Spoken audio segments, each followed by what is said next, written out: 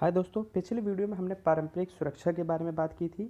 अब इस वीडियो में हम अपारंपरिक सुरक्षा के बारे में बात करेंगे। तो अपारंपरिक सुरक्षा को बात करने से पहले हम आम पारंपरिक खतरे जान लेते हैं। तो जो अपारंपरिक खतरे उसमें एक अकाल है, महामारी है, आपदा है, ग्लोबल वार्मिंग है।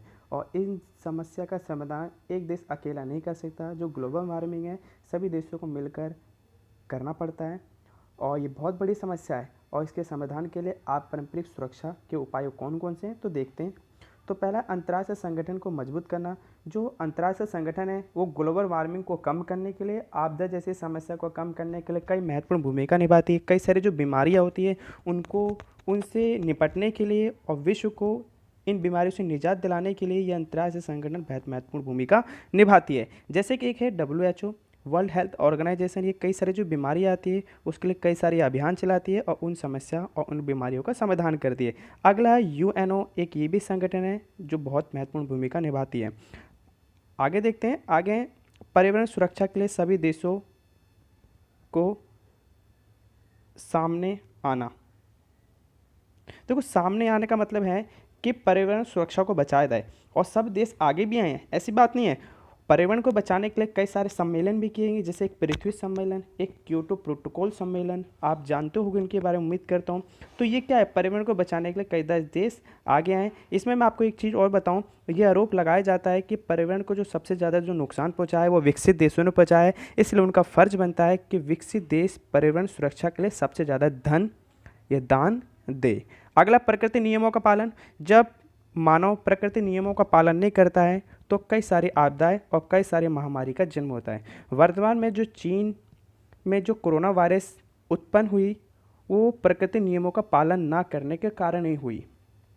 अगला, जो ग्लोबल वार्मिंग हो रहा है, जो तापमान बढ़ रहा है, ये सब क्या है, प्रकृति नियमों का उल्लंघन जब नहीं होता है तो ऐसी ही कई कई सारी समस्या उत्पन्न होती है। और जब ये समस्या उत्पन्न होती है तो प्रकृति इसकी भरपाई के लिए खुद ही आगे आती है और इसकी भरपाई करने के लिए मनुष्य से केवल एक ही चीज़ की मांग करती है, मतलब मानवता से सिर्फ एक ही चीज़ की मांग करती है और वह है मौत का मंजर। आप जानते हो कितने सारे लोगों की मौत हो जाती है।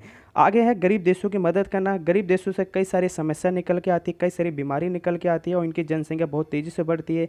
तो ये सारी क्या है, ये बहुत बड़ी समस्या है। तो गरीब देशों की मदद की जाए, उनका विकास किया जाए।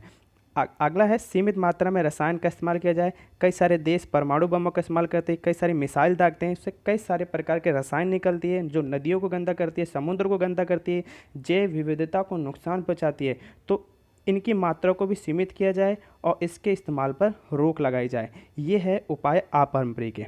अब आगे देखते हैं कि विश्व में जो नए खतरे जो सामने आ रहे हैं वो कौन कौन से हैं। देखो, विश्व में तो कई सारे नए खतरे आ रहे हैं, लेकिन मैं यहाँ पे केवल 7 की चर्चा करूँगा। एक है महामारी। देखो, महामारी तो हमेशा से मानव के साथ ही चली है। एक है ब्लैक डेथ। ये जो ब्लैक डेथ है ये 13th सेंचुरी में आई थी, यूरोप में आई थी। और ये ब्लैक डेथ इतनी खतरनाक महामारी थी, इससे समझ लो कि 5 से 7 करोड़ लोगों की मौत हो गई थी और इसे अभी तक का सबसे खतरनाक महामारी माना जाता है। अगला है स्पेनिश फ्लू।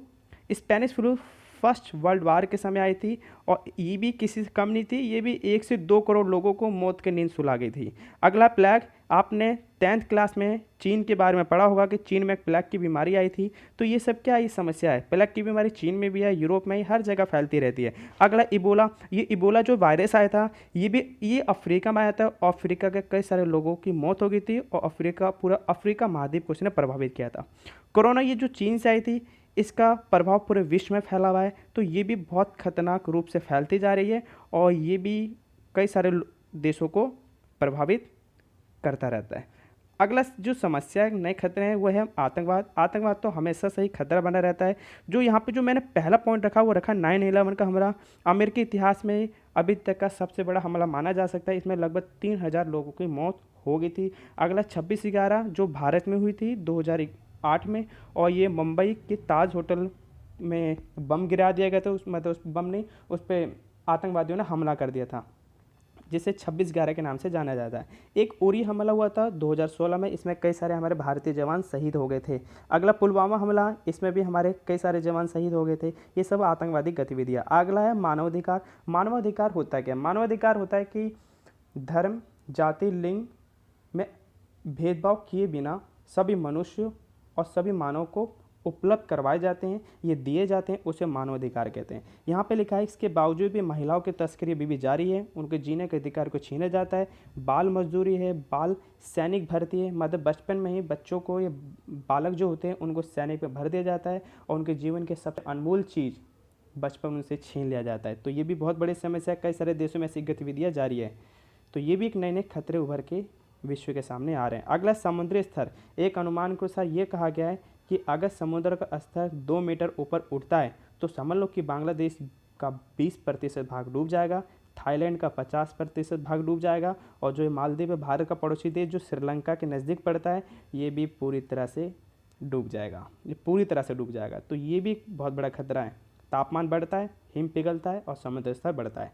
अगला जनसंख्या बढ़ना। देखो जनसंख्या तो हमेशा से समस्या रही है, क्योंकि जनसंख्या बढ़ रही है लेकिन संसाधन नहीं बढ़ रहे हैं। अभी तक की जो विश्व की जो सबसे ज़्यादा जो जनसंख्या है वो चीन में 1.4 अरब। अगला जो इसके बाद जो दूसरे नंबर पर वो है भारत है अपना, वो है 1.3 अरब।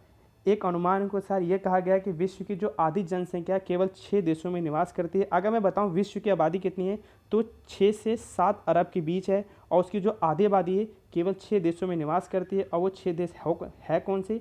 तो देखो 6 देश में एक चीन है, एक भारत है, एक पाकिस्तान है, एक बांग्लादेश है, इंडोनेशिया, एक नाइजीरिया है। तो ये भी एक समस्या है। अगला गरीबी। गरीबी के कारण कुपोषण होता है, कई सारे बच्चे कुपोषण हो जाते हैं और कई सारे बच्चों की मौत हो जाती है। वहाँ के कई सारे लोग को, जिस देश में गरीबी होती है वहाँ पे कई सारे लोगों की मौत हो जाती है। अगला कई सारी बीमारी का जन्म होता है। गरीबी कई सारी बीमारी को जन्म देती है, और जहाँ गरीबी वहाँ पे हिंसा है, वो हिंसा को भी जन्म देती है। आगे अन्य बीमारियाँ जो आपकी पुस्तक में दे रखी है। एक है एड्स। जो एड्स है उससे जो सबसे ज़्यादा जो प्रभावित है वो अफ्रीका महाद्वीप है। एक था मैड काउ से ब्रिटेन प्रभावित था। अगला है बर्ड फ्लू।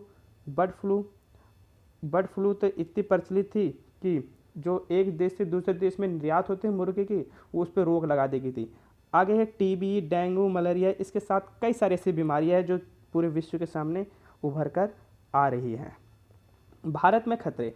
तो जो भारत में खतरे हैं, तो जो भारत में खतरे वो तो दोनों हैं, एक पारंपरिक भी है और एक अपारंपरिक। पारंपरिक में तो सैन्य खतरे मान सकते हो, अपारंपरिक में आपदा मान सकते हो, है ना, अकाल मान सकते हो, महामारी बीमारी मान सकते हो।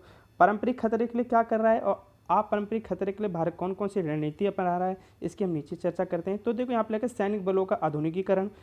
भारत जो सैन्य से खतरा है, आतंकवादियों से खतरा है, उसके लिए भारत सैन्य बलों का आधुनिकीकरण कर रहा है, नए नए हथियारों की खरीद कर रहा है। जैसे कि हाल ही में आपने सुना होगा राफेल विमान और पनडुब्बियों की खरीद। तो ये क्या है? सैनिक बलों का आधुनिकीकरण। अगला अंतर्राष्ट्रीय संगठन को मजबूत करना। भारत हमेशा से ही संयुक्त राष्ट्र संघ जो है उसको हमेशा से मजबूत करने की कोशिश करता है। मैं आपको एक चीज़ और बताऊं, इस संगठन की स्थापना 24 अक्टूबर 1945 को हुई थी और भारत 6 दिन बाद ही 30 अक्टूबर 1945 को इसका सदस्य बन गया था, जो ये बयान करता है कि भारत हमेशा से इनके नियमों का पालन करता है और इनको मजबूत करने के लिए हमेशा तत्पर रहता है। यहाँ तक कि इसका जो बजट आता है उसमें हमेशा से भारत योगदान देते हुआ है और कभी भी इसके बजट भुगतान में देरी नहीं की। अगला है अर्थव्यवस्था को मजबूत करना। अर्थव्यवस्था को मजबूत करना, देखो भारत ने अर्थव्यवस्था को मजबूत करने के लिए कई सारे कदम उठाए, जैसे कि एक है नोटबंदी।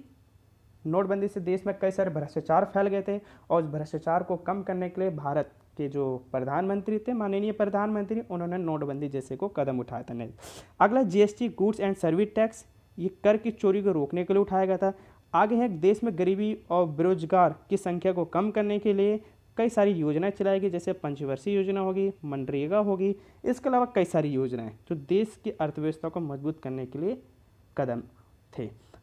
आगे अन्य देशों से संबंध बनाना। भारत ने अन्य देशों से संबंध भी बनाए, चाहे वो अमेरिका हो, चाहे वो रूस हो। अमेरिका से समझौते किए, अभी हाल ही में नमस्ते ट्रंप कार्यक्रम हुआ था तो उसमें कई सारे समझौते किए गए। तो ये क्या है? भारत विश्व की जो सबसे बड़ी शक्ति है उनसे संबंध बना रहा है, रूस से संबंध बना रहा है। रूस का भी हाल ही में राष्ट्रपति भारत आए थे, उनसे 15 समझौते किए गए, जो ये बता। और यहाँ तक कि जो रूस है भारत का बहुत पुराना मित्र भी है, ये भी मैं आपको बताऊँ।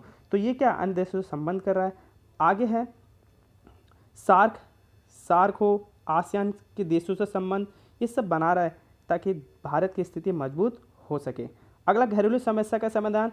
भारत की जो घरेलू समस्या है, छोटी मोटी समस्या, उनका भी समाधान कर रहा है। जैसे जो जम्मू कश्मीर से संबंधित थी धारा 370, उसको समाप्त कर रहा है।